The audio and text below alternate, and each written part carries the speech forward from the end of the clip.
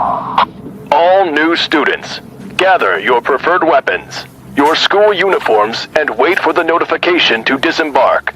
We are now 5 minutes from the Golden Divine Academy.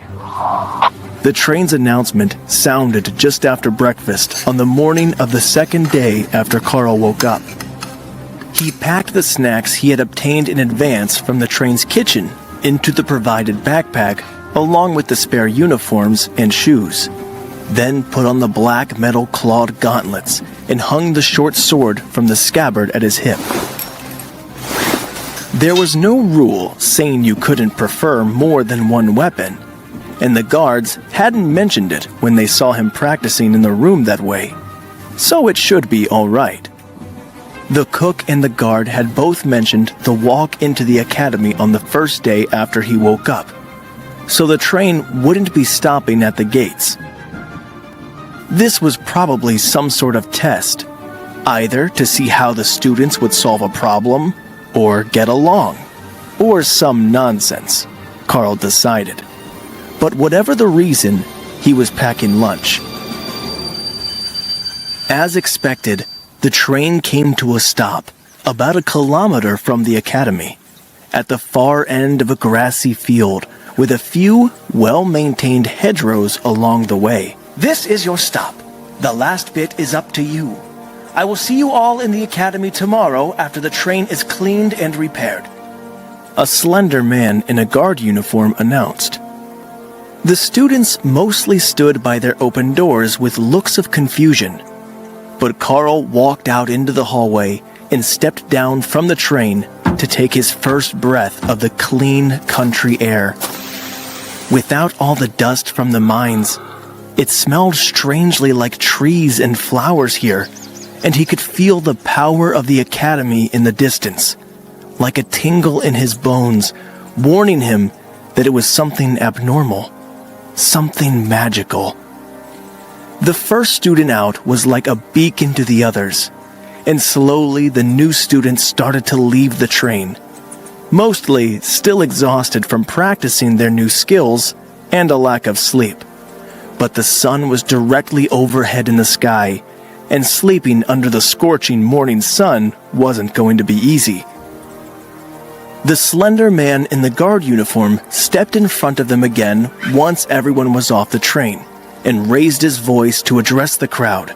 Welcome, everyone, to the Golden Divine Academy. As a special welcoming gift to all of our new students, we have prepared the traditional walk across the grounds to the front gates for you. Every year, the new arrivals make this trip, entering the gates as awakened elites to begin their new lives. Now, it is your turn, but be warned. The grasslands look empty, but that isn't always the truth. He wasn't lying. Carl could see that the train tracks circled the academy at a distance of roughly 1 kilometer. Passing through these grasslands, a large portion of forest, and even through a swampy bog around a river. They must drop every group off at a different point, so they could watch them come into the academy. It seemed like a strange tradition, but when he looked out over the field using Supervision, he could tell that there was a huge population of earth mice, a common grade magical beast with incredible digging skills, and the ability to throw small stones using magic.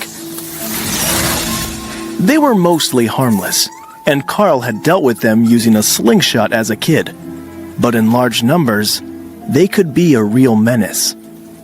In this case, it was likely to be a nuisance, just an amusing prank by the seniors to watch the new kids get pelted with rocks as they ran to school. Mice hungry. A voice sounded in Carl's mind, coming from the space where his windspeed hawk was kept. It was incredibly insistent and eager to taste the mice. So Carl stepped forward into the field to see what they would do to the students who tried to pass. He might have hunted them before, but that was with a slingshot and in the house where they couldn't use the earth to escape. Getting a clean kill shot here would be much more trouble, but he was fairly certain that he could do it with the speed of the Rend attacks. He just had to time them right. Carl stepped forward into the grassland battlefield against an unknown number of the weakest magical creatures, armed with a single untested combat skill and a baby bird as a pet. Not exactly the most glorious of first battles as an elite, but it would have to do.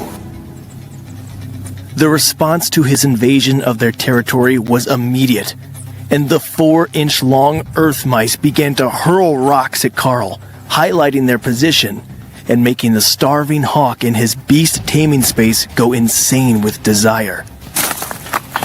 A flick of his fingers, and 4 sharp red energy arcs flew out into the battlefield, taking out one of the mice before it even knew there was a danger, and then the other hand took a second. Supervision really was a remarkable skill for both eyesight and hand-eye coordination.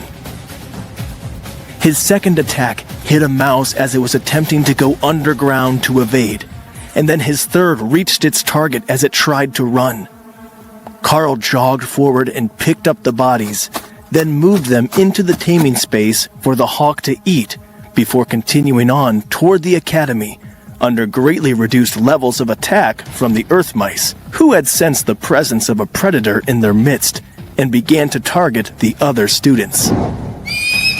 Only a few brave ones would still throw rocks at Carl from a distance, all of which were easily swatted away with an armored glove he had. That glove is such a cheat code here in the open field. A dark-haired girl with a wand in her hand complained from directly behind his back. You're a mage. A real magic user? Why don't you just blast them if they throw rocks at you? Carl reminded her after seeing the magical casting device. And pass out again in the middle of the field? I'm not sure if you're aware, but magic is hard. I can only cast like 2 or maybe 3 spells before I collapse from exhaustion. The girl complained. That was what had happened to Carl the first day as well. But once he got a bit more used to it, the consumption seemed not to be as bad. Just stay behind me then, and under your coat so you can hide your head. Earth mice aren't smart, and they won't target your face if they can't see it. The girl advised Carl.